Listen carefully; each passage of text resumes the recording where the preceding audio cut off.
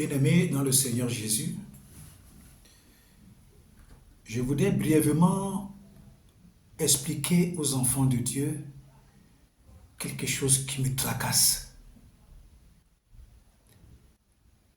Cela me tracasse au point où je ne peux pas garder le silence. Parce que nous sommes comme des éclaireurs, nous sommes comme des rétroviseurs de Dieu. Nous sommes comme des sentinelles du Seigneur pour éveiller, pour maintenir, pour pouvoir dire au peuple de Dieu, faites attention. Faites attention. Alléluia. Je vais lire une portion de l'Écriture et puis nous allons continuer. 2 Timothée 3, à partir du verset 1 jusqu'au verset 9, je vais lire. Sache que dans les derniers jours, il y aura des temps difficiles, car les hommes seront égoïstes, amis de l'argent, fanfarons, hautains, blasphémateurs, rebelles à leurs parents, ingrats, irréligieux, insensibles, déloyaux, calomniateurs, intempérants, cruels, ennemis des gens de bien.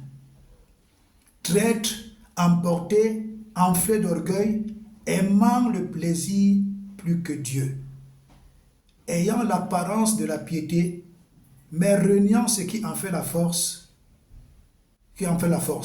Éloigne-toi de ces gens-là. Il en est parmi eux qui s'introduisent dans les maisons et qui captivent de faibles femmes chargées de péché, agitées par des passions de toute espèce, apprenant toujours et ne pouvant jamais arriver à la connaissance de la vérité. De même que Janès et Jambres s'opposèrent à Moïse, de même ces hommes s'opposent à la vérité, étant corrompus d'entendement, réprouvés en ce qui concerne la foi. Verset 9. Mais ils ne feront pas de plus grand progrès, car leur folie sera manifeste pour tous, comme le fut celle de ces deux gens. Bien-aimés, voilà ce que la parole de Dieu nous dit. Et elle est claire. Il y a des mauvais pasteurs. Il y a des mauvaises, je peux dire femmes pasteurs ou c'est pasteuses ou c'est quoi. Il y a des mauvais conducteurs, il y a des mauvais leaders, il y a des mauvais hommes d'église. C'est-à-dire qu'ils s'introduisent dans des maisons pour captiver les femmes. C'est toujours les femmes qui tombent dans leur piège. C'est toujours les femmes qui se font duper. C'est toujours les femmes qui se font tromper par des évangiles qui viennent satisfaire leurs émotions. Toujours les femmes. Et la parole nous dit ici quoi? Que ce sont ces femmes-là qu'eux, ils viennent captiver. Et ces femmes-là se trouvent et se plaisent dans cette vie de péché avec tout ce que ces faux hommes de Dieu leur disent. Alléluia.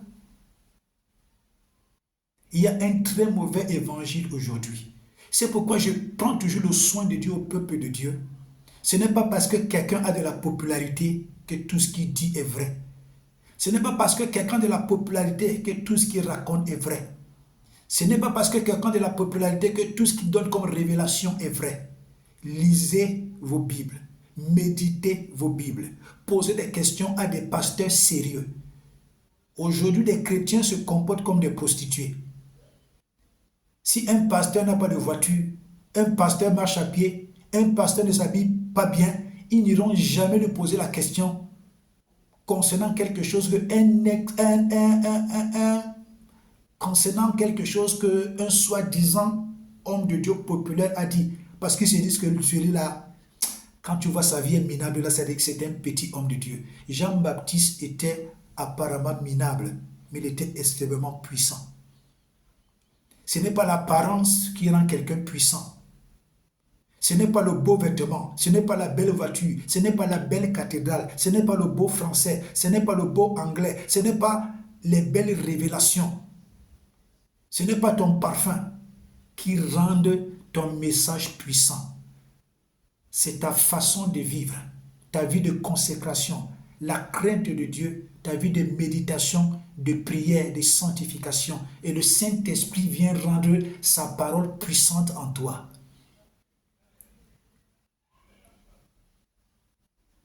Je connais des pasteurs qui ne s'habillent pas. Je connais des pasteurs qui n'ont pas de voiture, mais ils sont puissants. Moi, je n'ai pas de voiture, mais tu ne peux pas me tromper. Je n'ai pas une grande cathédrale, je n'ai pas une cathédrale, mais tu ne peux pas me tromper. Je ne m'habille pas bien, mais tu ne peux pas me tromper. Tu ne peux pas. Parce que j'ai été bien enseigné. J'ai été bien entouré. J'ai été bien coaché. Et Dieu a permis que je rencontre toujours, il a mis toujours sur mon chemin des personnes qui étaient bien enseignées, des personnes qui étaient bien formées, des personnes qui étaient qualifiées à transmettre le potentiel qu'ils avaient. Alléluia. C'est pourquoi je n'écoute pas n'importe qui. Si tu ouvres tes oreilles à écouter n'importe quoi, tu vas te retrouver dans le péché. Tu vas te retrouver hors de la volonté de Dieu. Tu vas te retrouver dans la merde. Tu vas te retrouver dans la merde. Alléluia. Moi, j'écoute mon apôtre. C'est quelqu'un quand il prêche. Non. Je sais que je vais recevoir des choses profondes. Tous mes papas dans la foi, je les respecte. Il y a sur le révérend Rimbertrand. C'est quelqu'un qui c'est quelqu'un qui me coach. Ce sont des hommes calés dans la parole. Et je n'écoute pas n'importe qui.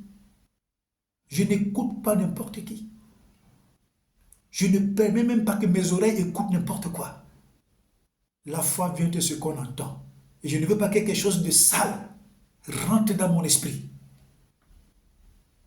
Ah oui, Dieu dit qu'il nous aime d'un amour de jalousie à cause de l'esprit qu'il a mis en nous.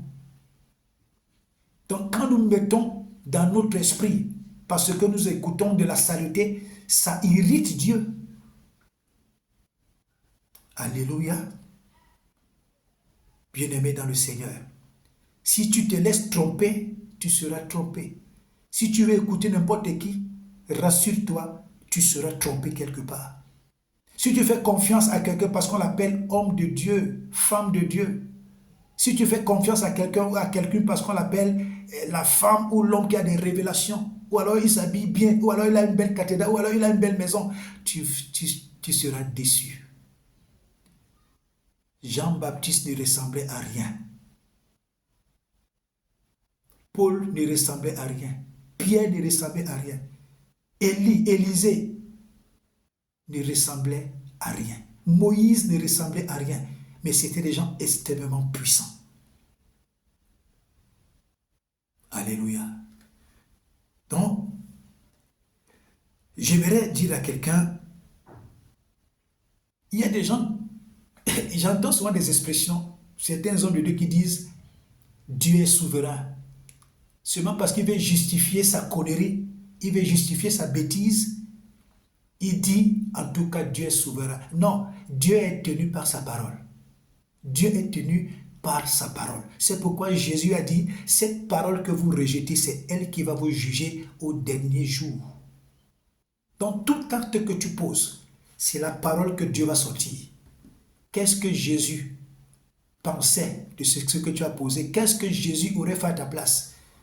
Est-ce que Jésus appréciait ce que tu fais? Est-ce que Jésus n'appréciait pas? Aujourd'hui, nous voyons dans l'église des hommes de Dieu qui divorcent et se remarient. Nous voyons des femmes, des servantes de Dieu, divorcent ici et se remarient. C'est de l'abomination. Je vous dis, s'il y a quelque chose qui met Dieu en horreur, il y a l'idolâtrie, il y a l'adultère.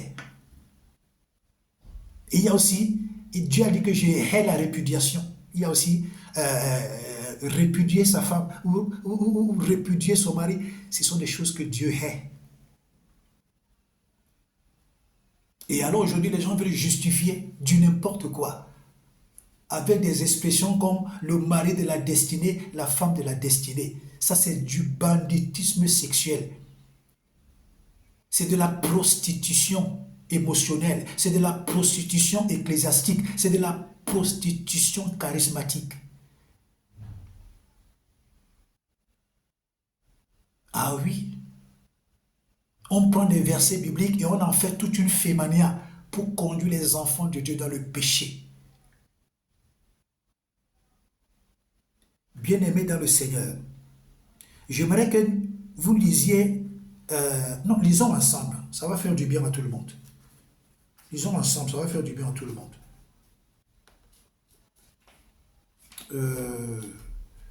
Jean 8, c'est ça, Jean 8, excusez-moi, j'ai trouvé le passage. Jean 8, ça va faire du bien à tout le monde. Je vais lire. Jean 8,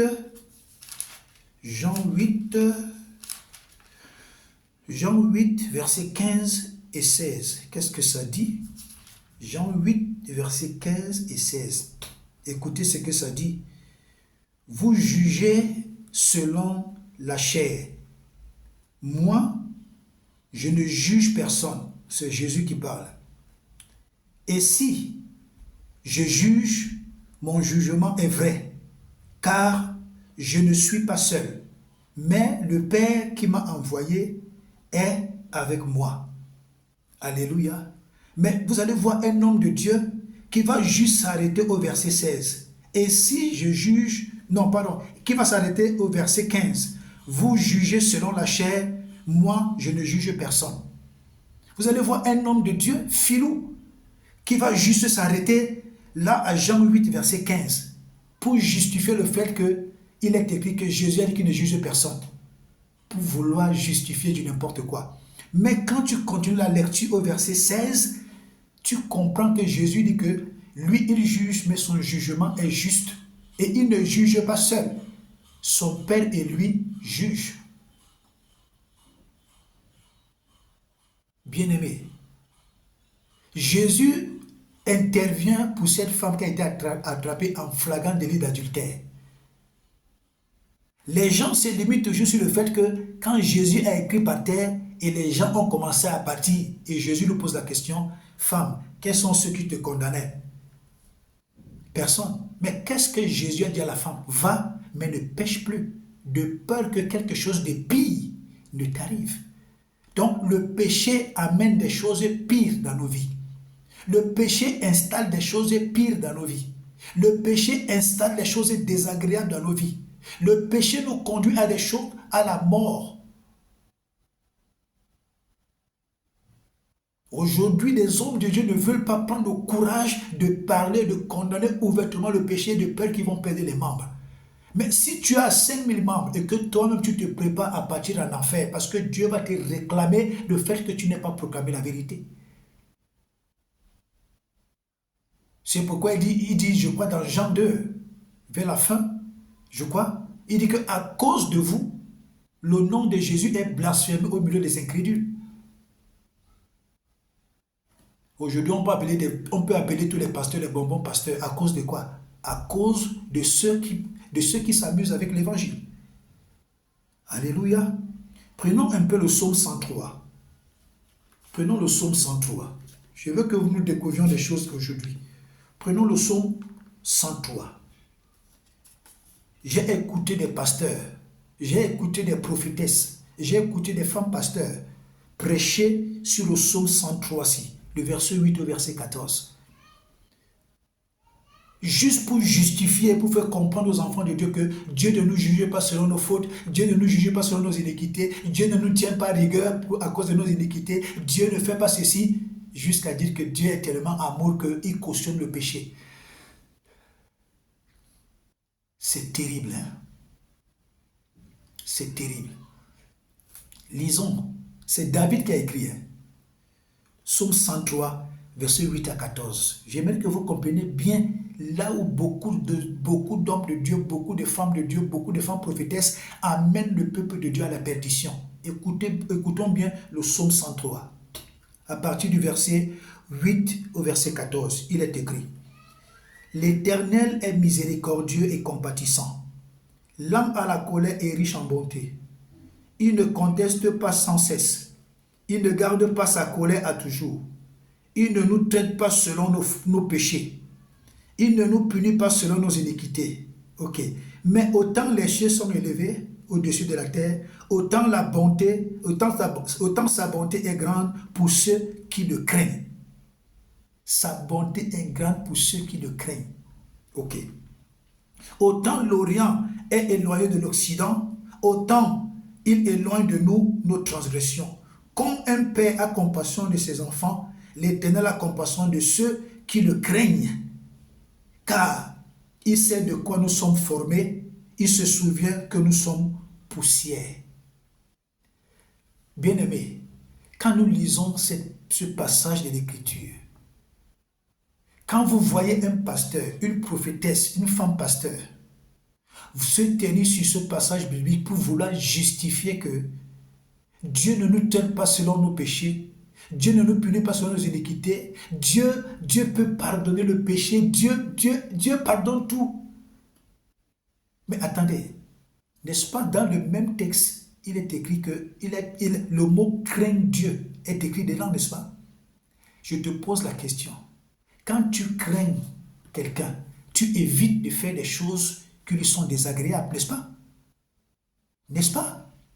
Quand tu crains même ton papa géniteur, tu as peur de faire des mauvaises choses, n'est-ce pas? Quand tu travailles, que tu respectes ton travail, tu crains ton patron, tu as peur même de voler dans l'entreprise, n'est-ce pas? Quand tu crains Dieu maintenant, tu as peur de faire des choses qui lui sont désagréables, n'est-ce pas?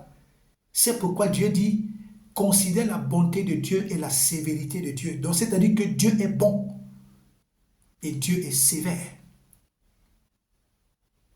Oui. Dieu est bon et Dieu est sévère. Dieu est lent à la colère, donc c'est-à-dire que Dieu a une colère. Et quand Dieu se met en colère, tu ne connais pas la suite. C'est ce qui est arrivé à Akab. Quand Akab et son épouse Jézabel ont été complices de la mort de Naboth, qu'est-ce que Dieu a dit au travers de la bouche du prophète? Le prophète a dit à Akab que, mais mon gars, c'est au même endroit ici que les chiens vont lécher ton sang. N'est-ce pas? Mais Akab s'est repenti. Mais qu'est-ce que Dieu a dit au prophète? Il dit au prophète que, est-ce que tu vois Akab? Il s'est repenti. Sa repentance a réjoui le cœur de Dieu. Mais est-ce que Dieu a effacé la sentence? C'est au même endroit que les chiens ont léché le sang de Akab. Dieu peut te pardonner, hein, mais tu ne connais pas la conséquence. Dieu te pardonne, mais tu vas vivre la conséquence, mais tu ne connais pas la qualité et la forme où que la conséquence viendra dans ta vie. Oui, bien-aimé dans le Seigneur. Et aussi pour clore ce passage, quand David disait ceci, c'était avant que Dieu fasse entrer l'épée dans sa maison ou c'était après? Je crois que c'était avant. Je crois que le livre des Psaumes a été écrit avant le livre de Samuel. Je crois que quand David parlait comme ça, c'était avant que Dieu ne fasse entrer l'épée dans sa maison. C'était avant que Dieu ne fasse entrer la malédiction dans sa maison. C'était avant. Mais quand David a compris la dangerosité de commettre l'adultère, la dangerosité de s'attaquer à la vie de quelqu'un, Dieu a fait entrer la malédiction dans la maison de David à cause de Bathsheba. Les fils de David ont commencé à s'entretuer. Les frères ont commencé à coucher leurs propres sœurs. Dieu n'a pas eu pitié. Pourtant, il avait dit que David est le serviteur selon son cœur. Mais Dieu a fait entrer l'épée dans sa maison. Faites attention, enfants de Dieu. Quand des hommes de Dieu vous poussent à l'erreur, ils font entrer la malédiction dans vos vies. Quand les hommes de Dieu vous poussent au péché, ils font entrer la malédiction dans vos vies. Quand des prophétesses, des femmes pasteurs vous poussent au péché, ils ou elles font entrer la malédiction dans vos vies. Parfois, vous vous retrouvez dans des malédictions qui vous bloquent jusqu'au restant de vos vies. Lisez vos Bibles. C'est pourquoi la Bible dit méditez ce livre de la loi jour et nuit pour réussir. Méditez. Alléluia. Revenons donc à notre sujet de base. Ok. Lisons Matthieu 19. Je veux que vous compreniez quelque chose aujourd'hui. Cette histoire de époux de la destinée, mari de la destinée, répudié, tout ça, quitter son mari, c'est du baratin. C'est un évangile diabolique. C'est un évangile satanique. Et quand vous voyez des pasteurs ou des prophétesses ou des femmes pasteurs qui prêchent ce message, regardez l'environnement de leur pays. Posez-vous la question. Pourquoi c'est seulement cette catégorie de personnes dans tel pays qui parlent beaucoup plus de cette affaire? Pourquoi?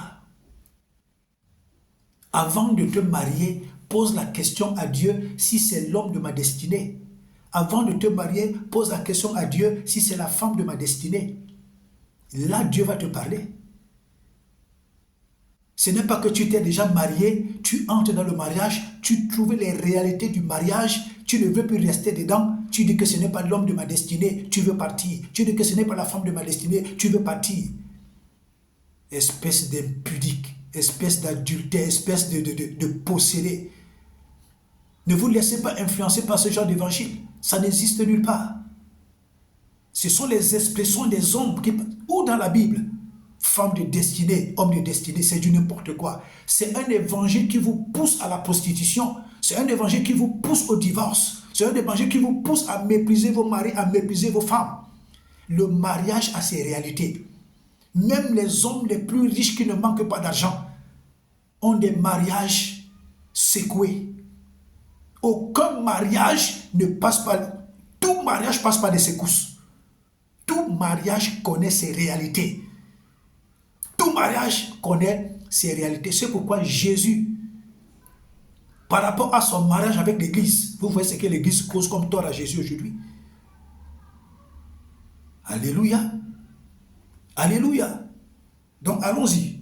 Je ne vais pas être long. Matthieu 19, verset 1 à 10, je vais lire. Lorsque Jésus eut achevé ses discours, il quitta la Galilée et alla dans le territoire de la Judée.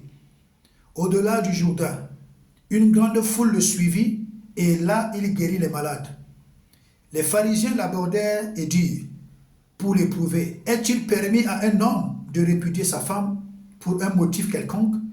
Il répondit, n'avez-vous pas lu que le Créateur au commencement fit l'homme et la femme et qu'il dit, c'est pourquoi l'homme quittera son père et sa mère et s'attachera à sa femme et les deux deviendront une seule chair.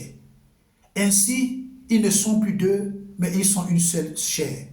Que l'homme donc ne sépare pas ce que Dieu a uni.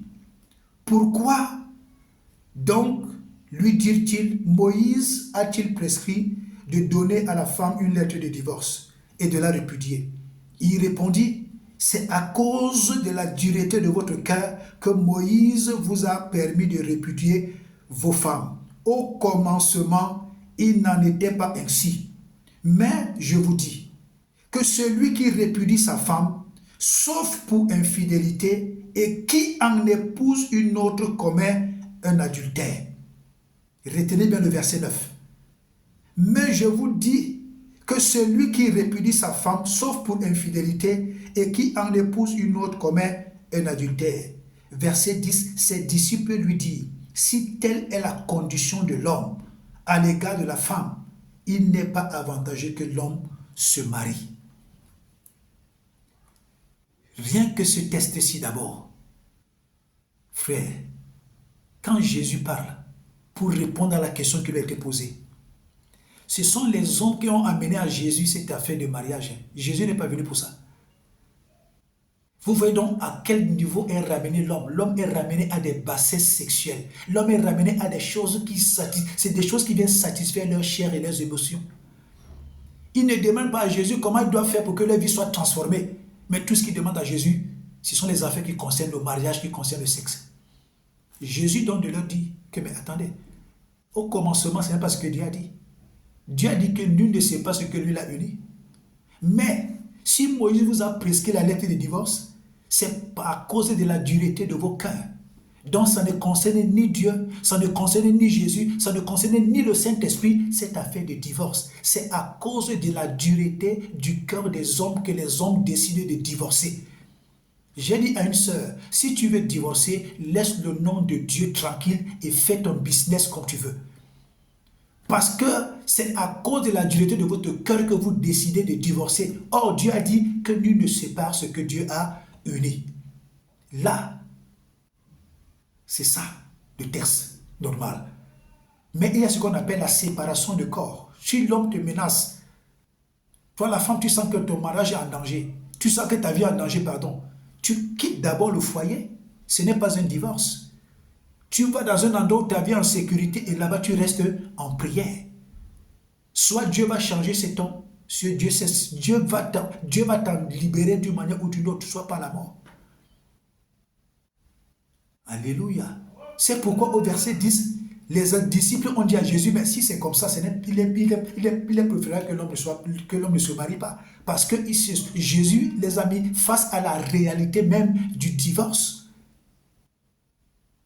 Amen. Ok. Celui qui répudie sa femme, sauf en cas d'infidélité, qui en épouse une autre, commet un adultère, n'est-ce pas? Ok, continuons. Marc 10, verset 1. Marc 10, verset 1 à 12. Je vais lire. Marc 10, verset 1 à 12. Jésus étant parti de là, se rendit dans le territoire de la Judée, au-delà du Jourdain. La foule s'assembla de nouveau près de lui, et selon sa coutume, il se mit encore à l'enseigner. Les pharisiens l'abordèrent et, pour l'éprouver, ils lui demandèrent s'il est permis à un homme de répudier sa femme. Il leur répondit, que vous a prescrit Moïse? Moïse, dit-il, a permis d'écrire une lettre de divorce et de répudier sa femme. Et Jésus leur dit, c'est à cause de la dureté de votre cœur que Moïse vous a donné ce précepte. Mais, au commencement de la création, Dieu fit l'homme et la femme. C'est pourquoi l'homme quittera son père et sa mère et s'attachera à sa femme et les deux deviendront une seule chair. Ainsi, ils ne sont plus deux, mais ils sont une seule chair. Verset 9. Que l'homme donc ne sépare pas ce que Dieu a joint.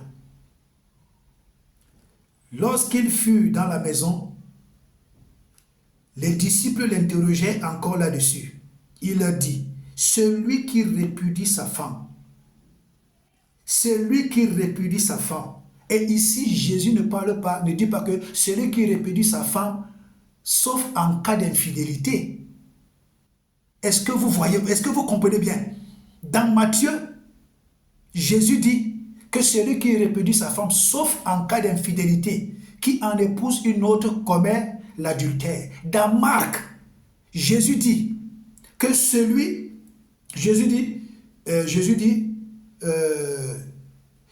qui répudie sa femme et qui en épouse une autre commet un adultère à son égard. Est-ce que vous avez vu ça?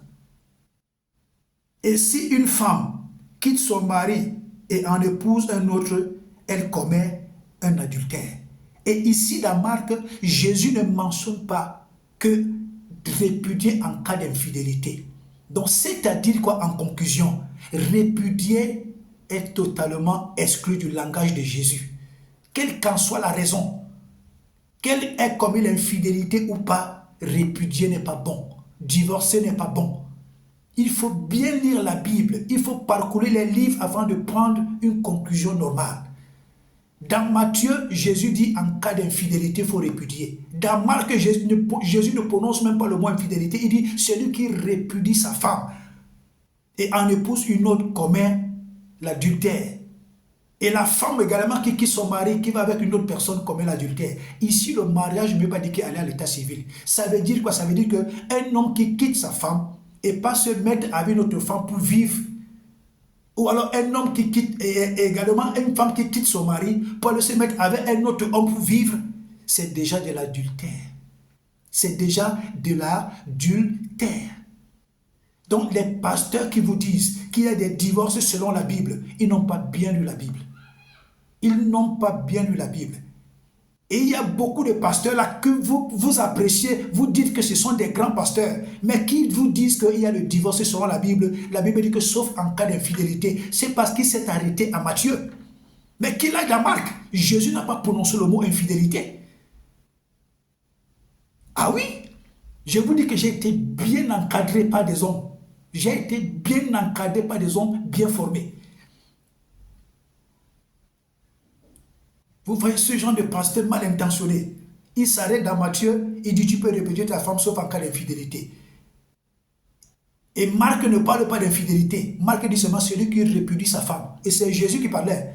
Celui qui répudie sa femme comme l'adultère. Ça, nous sommes en train de venir. Maintenant, la femme qui quitte son mari, pas se mettre avec un autre homme, elle est dans l'adultère. L'homme qui quitte sa femme, va se mettre avec une autre femme, est dans l'adultère. N'est-ce pas? Maintenant, je vous pose la question. L'adultère, c'est quoi? C'est le péché ou bien ce n'est pas le péché? L'adultère, c'est quoi? Ce n'est pas le péché? N'est-ce pas c'est le péché? Ok. Dis-moi donc, quand tu pars te mettre avec l'adultère, quand tu pars épouser l'adultère, dis-moi, tu vas confesser ce péché comment? Tu vas confesser ce péché comment? Et aujourd'hui, des hommes de Dieu essaient de trouver des raisons là où il ne faut pas trouver des raisons. Dieu est souverain. Dieu est tenu par sa parole. Dieu est tenu par sa parole.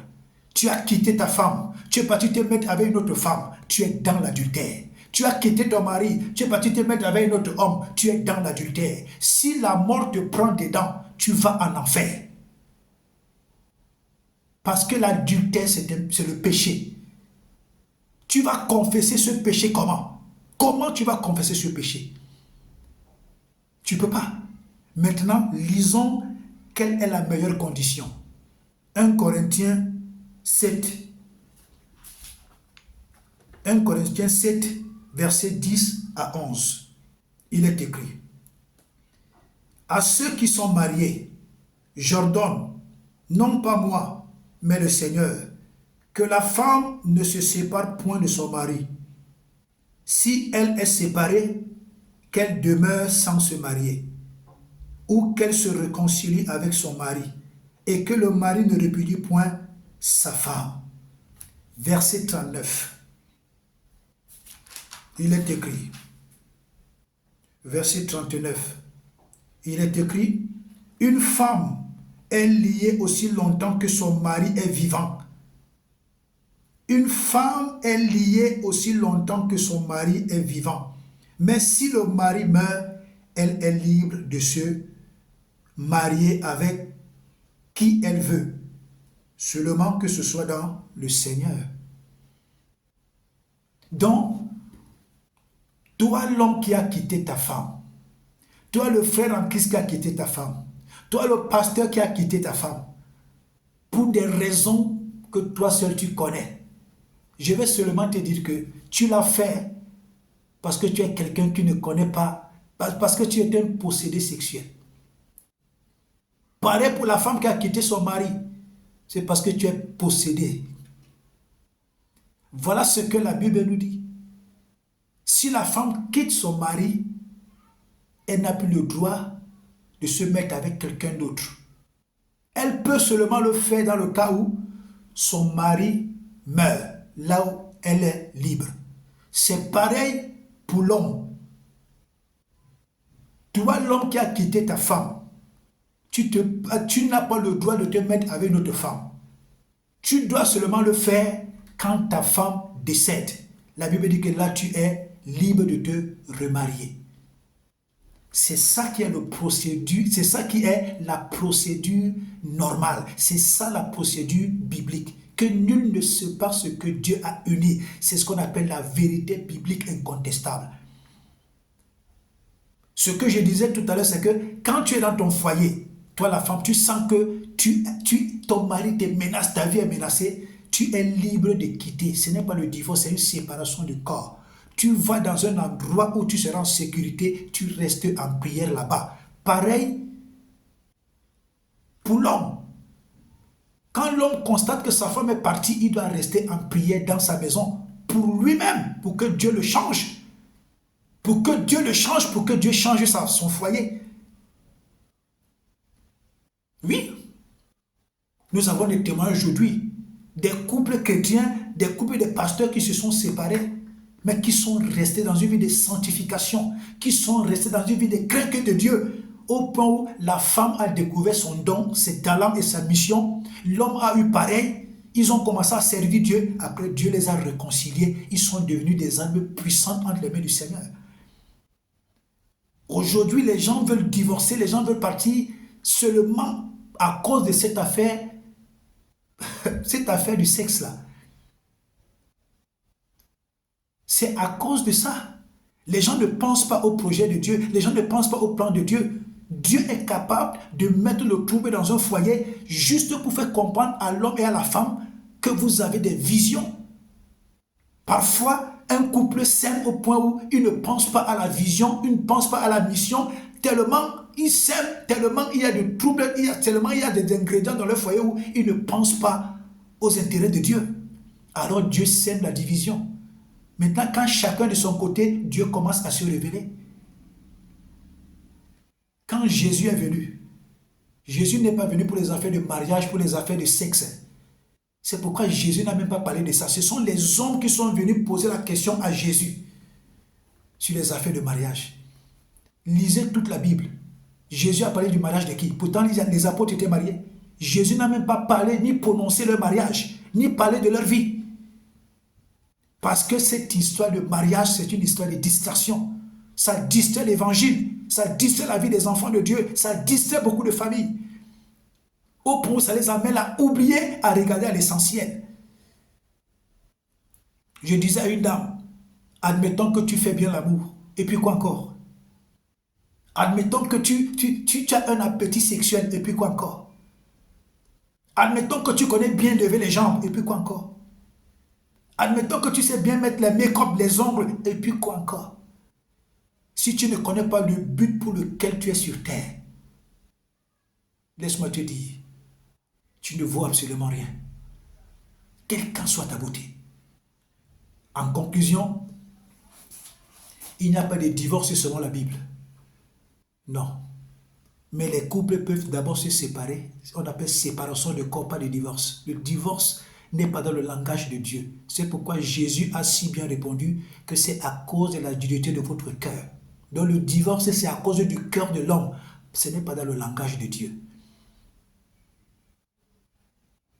Quand tu lis Matthieu, Jésus a parlé sauf en cas d'infidélité. Quand tu lis Marc, Jésus n'a même pas prononcé le mot infidélité. C'est-à-dire qu'il n'y a aucune raison sur laquelle tu dois t'appuyer pour dire que tu vas répudier ta femme ou ton mari. Ça n'existe pas. Donc tous ces pasteurs, toutes ces femmes pasteurs, toutes ces prophétesses, tous ces enfants de Dieu qui sont encore sous la domination, possédés par des esprits de sexe, possédés par des affaires sexuelles, possédés, envoûtés, parce que c'est ça qui parle le plus fort dans leur vie que le plan de Dieu. Il y a des gens qui naissent puissants, mais ils finissent comme des poubelles à cause du mariage. Le mariage détruit beaucoup de personnes.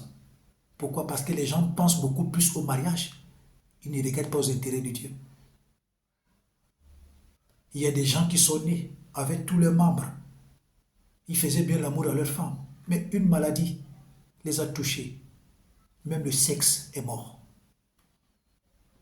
Il y a des femmes qui naissent bien. Après, tu commences à entendre qu'elle a des choses compliquées dans son sexe, des myomes, tout ça, tout. D'autres femmes ont des serpents dans le vagin, des tortues dans le vagin.